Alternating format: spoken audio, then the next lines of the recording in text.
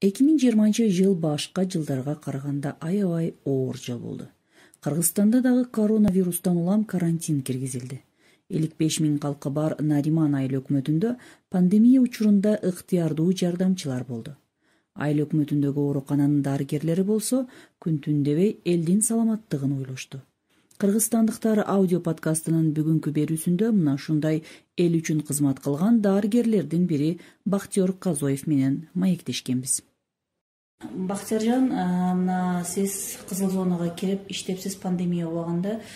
Ошондогу шарттар, кызыл зонага 2-3 жолу кирди деп атат. Ошо кандай болду? Ошо шарттары кандай эле, ал жактагы оорулуулардын абалы кандай болду? Негизи сиздерге кандай оорулуулар кайрылышты? Ошолор жөнүндө айтып берсеңиз.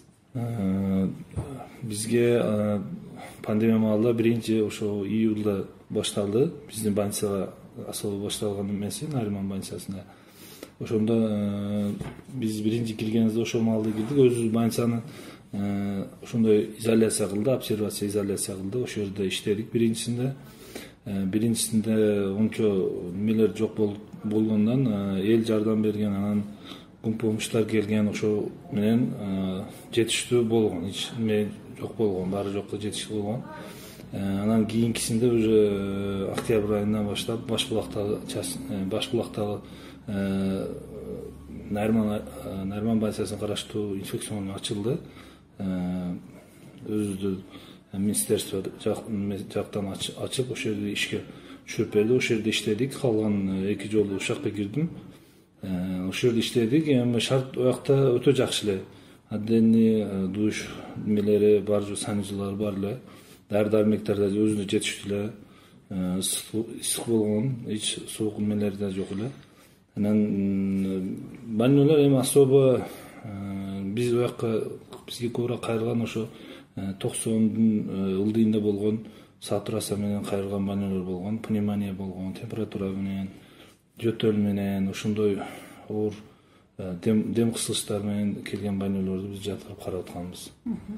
Өзүңүз негизи хирург экенсиз да. Ал жакка мисалы терапевттер барыш керек да. Сиз ал жакка барганда кандай болду? Сизди ким мажбурлады же өзүңүз барганга добровольно бардыңызбы? Бизде ошо биринчи март айында 3 неме чыккандан кийин биринчи болуп ошо ковид положительный чыкты деп бергенден кийин анан ошондо бизди окууга даярдады. Апрель-май айларында окууга бизди онлайн окууга даярдады. Потому что көбөйүп кеткенден кийин анан врачтар жетишпесе, сиздер киришиңиздер керек деп эме кылды. Анан эми бизде болгон врачтар, Кара Суу, областной ошо бар жокто болгон врачтарды өздөрүнүн изоляциясына кирип аткан. Больной көп болгондон анан биз дагы хирургтар, травматологдор, ошо ГСОдо иштеген врачтар ушундай онлайн окуп, анан ошого карап по протоколу даярданып, 1-чи, 2-чи, 3-чү, 4-чү протоколдор менен, анан акыркысы ошо 4-чү протоколдор менен иштеп, больнойлорду лечение кылып атканбыз. Ал жакка канча жолу кирдиңиз, анан кандай болду, канча күн калдыңыз ал жакта? Ал жактагы шарттар кандай болду? Сиздер мисалы ал жактан чыгып же кире албайсыңар, туура? Бир киргенден кийин канча күн калдыңар? Анан тамак аштары кандай болду сиздерге? Ким мындай аппараттар кыйын болбодубу, жардамдары кандай? Мен 3 жолу кирдим. Биринчи, экинчи жолу 14-15 күндөн кирип чыктык. Анан акыркы жолу ошо 22 күн иштедим. Условиялар баары жакшы болгон, врачтарга дагы, больнойлорго дагы жакшы жетиштүү болуп неме кылынган. Анан тамак аштарды МЧС жеткирип берип аткан. Эч бир жолдан кечиккен эмес. Тамак аштан врачтарда, больнойлордо жалып болгон эмес. Врачтар жеп неме кылабыз, бирок больнойлор эми больницанын оокаты деп ошону тамактары кичине жакпаса өздөрү үйүнөн алып келтирип жеп аткан. Бирок биз ошо тамактар менен тамактанып неме кылабыз. Анан айлыктарыбыз кичине кечикип болсо дагы өз убактында берилип аткан. Ошо айлыктарыбыз ошо менен алып атканбыз. Өз баары жокту өз убактында, эми кичине кечикип болсо эми берилип аткан. Сиз мына жаш врач катары ошол жакка 2-3 жолудан кирипсиз да. Ошондо коркунуч болбодубу, мындай өмүрүмгө коркунуч болот дегенде, мындай бир эле кирдим го жетет дегенде сөз кылбадыңызбы? Өзүңүзгө өзүңүз дейм да. Азыр ушу сурооңуз деле мен мындай өзүмдү кандай десем суук тер басып кетет, ошондой болдум да азыр. Потому что биз ошол маалда өтө иш издеп, эл үчүн кызмат кылабыз деп эме кылабыз, бирок үйдө калган балдарыбыз, үйлөбүз, ата-энебиз көзүбүздө көрүнөт экен. Анан өзүбүз деле көрүп маймылдарды эми кичине баары коркуу болот экен, бирок коркуу болот деп эми калып кетсек да болбойт эле. Анан бирок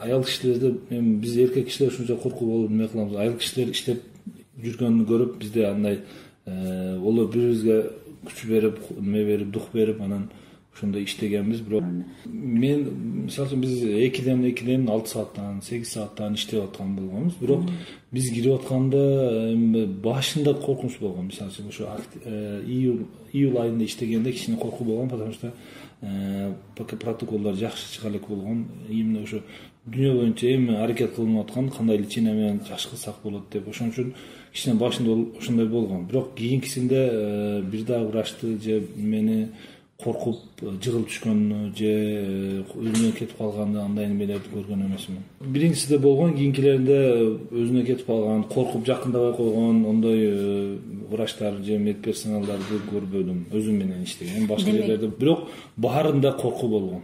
Мисалы үчүн мен коркподум дегенде ичинде коркуу болгон, бирок кандайдыр биз ошо ишибиз болгон да, онун коркусунан барбады деп, ондой жеп, мындай жеп угуштан кыжалат болуп иштегендер да болгон. Демек, бул биздин ишибиз. Ишибиз деп ошо эл алдындагы бурчубуз деп иштеген. Мисалы үчүн мен экинчи эмесинде өзүмдө ошондой оор менен эме болду. Ошо бизге окшогон ооругандар болгон. Эми өзүбүздү дагы карайып, анан дагы кайра ишке өзү 14 күн жакшы болуп, анан 14 күндөн кийин дагы ишке кайра кайтып иштеп аракет кылдык. Жардам берели. Бактиярына оорулуулардын психологиясы кандай болду ошол убакыттагы? Элестетип көрсөңүз, ошол убакытта эмне бир эстеп көрсөңүз, эстегенге болбойт туурасы, жаман нерселердичи аркада калсын дейбиз го, бирок ошол убакыттагы оорулуулардын ошо психологиясы кандай болду? Врачтарга болгон, ошо дарыгерлерге болгон мамилеси кандай болду алардын? Мисалы, куткара албай калгандарыңыз болгон болсо керек, туурабы? Ошол убакта алардын жакындары кандай мамиледе болду? Силерге оор болсо керек, негизи өзүчү. Ошолор туурасында да токтолуп өтсөңүз. Бул ооруда өзү биринчи вирустун оору, бирок өпкөнү паражит этет биринчи очередте. Анан бирок бул оорунун башта биринчи психология бузулат экен. Психология бузулуп, ошо менен ушундай оору менен ооруп, ушундай сакайбайт окшойм. Эми ушу менен ооруп, ушундай болуп, сакайбай ушундай эме калып кетет окшойм, өтүп кетет окшойм деп ушундай психология менен келип бизге ыйлап, жаткыргыла, менин мессаж жок болуп, эме болуп калганда эми жооп бергиче чыдабай, анан жаткыргыла мени деп, мисалы үчүн 90 карасаңыз 90-95 болот байкалар, сатурациясы жакшы болот, бирок психологически алар корккон, өтө катуу коркконунан анан дем алыш кыйын болгонго окшой берген да. Психологиясы бузулганда нервный стрессный немелерден болот да, дем кысышка окшойт, бирок дем кысылбайт ошондо. Ошондойлор болуп, ыйлагандар, ошолорго эми психологически өзү жардам берип, сүйлөп, аларга түшүндүрүп, кандай эме кылыш керек, кандай бул оор кандай оор кантип сакайса болот, ошолорду түшүндүрүп берип, аларга түшүнүктү жакшы жеткирип баргандан кийин, анан кичине өздөрүнөн жакшы неме кылгандан кийин, мисалы үчүн жаткыргандан 1-2 күн карап неме кылсак, 3-үнчү күн уже жакшы болуп калгандан кийин сакайып кеттим, мен жакшы болуп калат экен мындан деп, анан өздөрү бизге сүйлөп неме кылышкан. Бирок эми оор келген больнойлорду, мисалы үчүн 40-45 ошондой сатурация менен келгендер, уже көкөрүп, ошондой дем алыш жок болуп келип калгандарды куткарып калыш кыйын болгон. Эми олордун колунан келгенче аракет кылып неме кылганбыз, реанимационный мероприятие, реаниматологдор өзү отдельно ошолор менен карап неме кылышкан, бирок баары колунан келгенче калган, болбогондор ошо кеч кайрылып калгандардан болгон да. Ошондой кошумча оорулары бар, сахары барлар, жүрөк оорусу барлар, ошолорго бул оору кичине неме келген да, оорураак келген. Рахмат жоңузга. Бактияр, сизге бир суроодо, ушул пандемия убагындагы сиздин дүйнөгө болгон, мындай жашоого болгон көз карашыңыз кандай өзгөрдү же ошондой эле калды? Врач катары эмес, бир жаран катары, бир адам катары кандай болду деп ойлойсуз? эми мен врач болуп азыр биз только больницада иштебедик да, үйлөрүнө барып да карадык да. Ошо үйлөрүнө барып караганда эми сизге айта берем, мен алар билбейм укса дагы ата энесине энелерине машиналарына салышпаган да. Салышкан, мен сала албайм машинага, менин машинама чыкпасын, сенин машинаңды апарайын дейишип мага да ошентишкен да. Неге? Коркуп да. Өзүнүн апасынан жугуп калышынан корккондор болгон. Өзүнүн атасынан жугуп калышынан коркушкондор болгон. Аялынан, күйөөсүнөн, ушундайлардан коркуп жакын жолугондорду мен көргөм. Ошолорду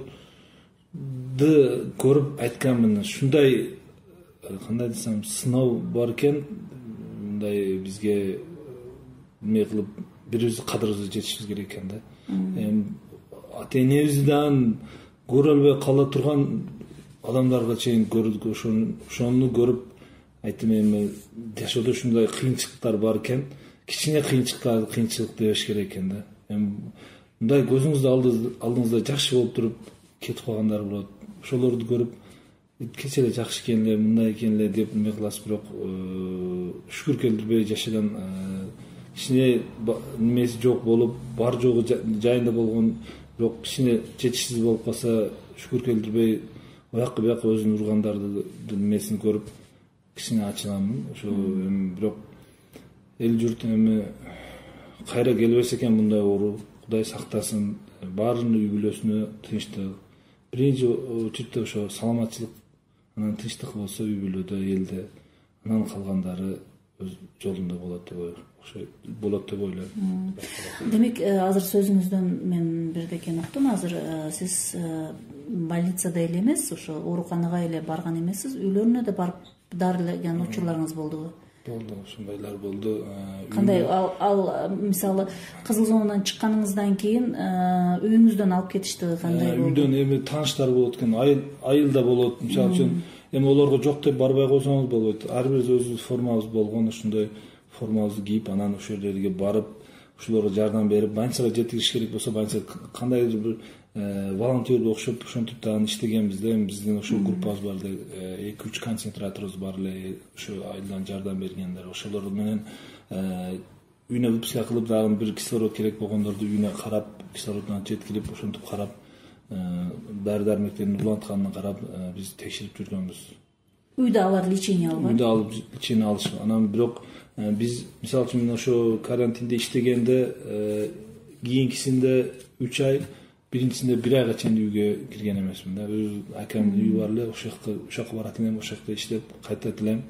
Анан ошол жерде өзүм бар жогум өзүм карап, өзүм эме кылып, дагы шүгүр кылам, үй бүлөмдөн менден башка эч ким ооруган эмес да. Жалпы аракет кылдым, Кудайга шүгүр кылам, Кудайым сактады, мен деп эме кыла албайм, бирок ошондой канчалык өзүңүздү сактасаңыз, Кудайым ушунчалык сизди сактап турат экен деген ойгодон бар. Рахмат, Бактияр, мына элге кайрылууңузду жолдосоңуз. Элге кайрыларым, бирибизге ынтымакта болойлу, бирибизге жардам берүүнү токтотпойлу, ар бир жашаганыбызга, ар бир кылган ишибизге, ар бир көргөн күнүбүзгө, жегенибизге шүгүр келтирип жашайлы дейм. Анан эч ким оорубасын, кимдин кандай оорусу бар экенин билгендер, кону кошуна болобу, эл журт жакыны болобу, тууганы болобу, больницага алып барып, ошондой жардамдарды берип, бергенге аракет кылгандар көбүрөөк болсун. Ушундай маалда ушундай адамдар болду. Дагы эле Кудайым мындай оору болбосун, бирок кичине оорулар болсо дагы бири-бирге жардам бере турган эл болуп жашайлы. Сыноолуу күндөрдө жакшы өтүп алайлык деп. Ошондой жакшы, бизден жакшылыктар кала турган эл журт болуп жашайлы деп эме кылам. Рахмат. Рахмат сизге. Сиздер кыргызстандыктар аудио подкастында дарыгер Бактияр Казоев менен болгон маекти тыңдадыңыз. Кийинки берүүлөрүбүздө пандемия убагында элге жардам берген беришен инсандар тууралуу сөз кылабыз.